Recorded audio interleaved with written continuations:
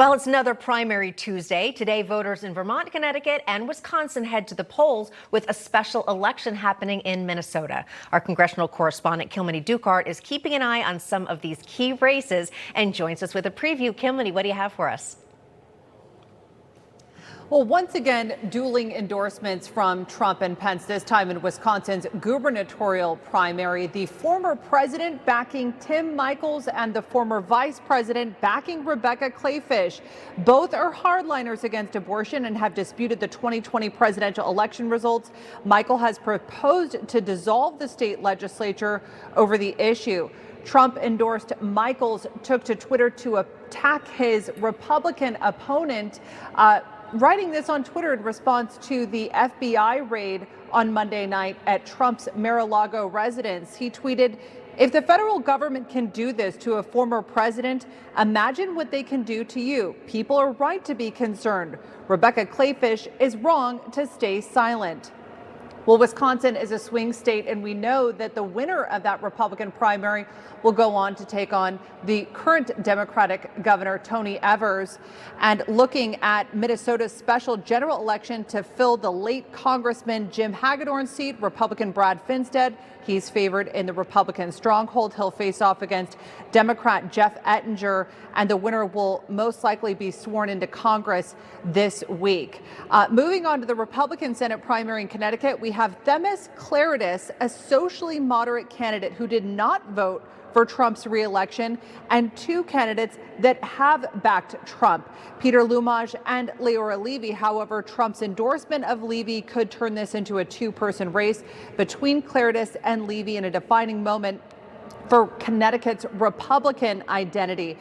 First polls to close will be Vermont at 7 p.m. Eastern, followed by Connecticut at 8 p.m., and then Minnesota and Wisconsin an hour later. But Washington's Congresswoman Jamie Herrera Butler just lost her primary. She was one of three candidates in last Tuesday's primary who had voted to impeach the former president. And of course, that adds to Peter Meijer out of Michigan, who lost his race as well. All right, Kilmeny Dukart, thanks so much. And joining us now to discuss what to expect from Tuesday's primary elections, we're joined by political analyst Mark Halperin. Mark, welcome. Good to see you both. Thank you. All right, I know you've had a pretty busy day, so let's just get right to it. What are you expecting? Anything that you anticipate can be a big surprise tonight?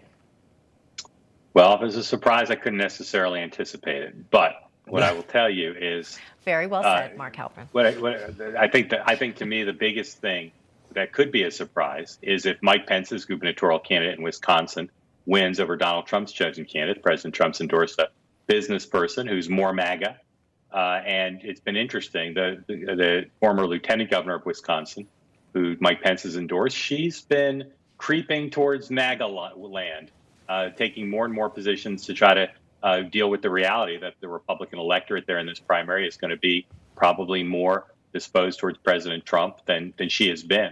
But it'll be interesting to see. I think President Trump's candidate's going to win, but there would be a bit of a surprise, and I think it's not impossible that Donald Trump could lose a primary, and he's not lost very many when he and Mike Pence have faced off. Mark, let me ask you about the effect of last night's investigation. Of course, this is like on top of many other things that have been going on that are anti-Trump. Do you think there are Republicans who are happy to see this unfold? Because there are other Republicans that are ambitious politically as well, and that they actually support. Because to be honest with you, I've seen certain Republican voices out today. I mean, we've seen Senator Cruz, we've seen, but there are a lot of Republicans that are quite quiet on this, and you might expect them to be more vocal. Well, I think the quiet ones are quiet for a couple reasons. One is, you're right. Some people, like Senator McConnell and some other Republican senators, I think would like to see Donald Trump no longer dominate the Republican Party. And so I think you see quiet in there from them for that reason. It's also the case that a lot of Republicans don't want to be opposed to the FBI. The FBI has become a villain in the minds of President Trump and some others. But I think you see folks who don't want to take that posture until they know more. Yeah. That's interesting. So how do you think this affects the 2024 election? There are a lot of people that feel like it's just a matter of days now that Donald Trump will say, okay, I've had it, and I'm going to jump in. Is that the case? And then we've also seen some people say, well, if this was an overreach, it's going to hand the 2024 election to Donald Trump. Long time between now and then. But what are your thoughts as a skilled and knowledgeable and experienced journalist? Wow. Or also known as a guy with a Ouija board. Look, I thought Donald Trump was going to run and be the Republican nominee before yesterday. I think this supercharges that. He put out a video today that if you're a student of Donald Trump, I recommend. It's basically a message to run against the Biden record. It doesn't mention January 6th or the election being, quote unquote, stolen. It is simply a critique of the conditions in the country before Joe Biden was president and now. And I think it's extremely powerful. And of course, it's not a rally, so they could edit and control what he said. Right. Bob, you know a thing or two about your work being edited and videotaped. Once they get it, or that people wish they could. Yes. Once they get it in the edit room, they can make you say whatever you want. So, I still think most Republicans would prefer he not announce.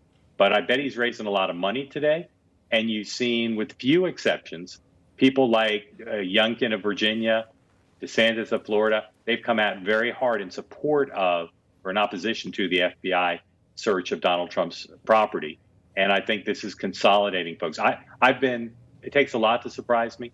I've been surprised by the level of energy on Twitter and elsewhere in stark, extreme emotional opposition to what the FBI did. And that works to Donald Trump's benefit because that's his sweet spot. Yeah. All right, Mark Halperin, I can see that surprise written all over your face. All right, thanks for being with us. Well done. JP Morgan's CEO is warning that an economic hurricane is coming. Are you preparing? If you don't do anything, your 401k could be a 201k, and that is not good. So call our trusted friends at Lear Capital. For 25 years, Lear has helped investors own gold to protect against market chaos. It's a good thing. They can help you too. Get your information and up to $15,000 in bonus IRA gold. Just call this number, 800-880-4300. That's 800-880-4300.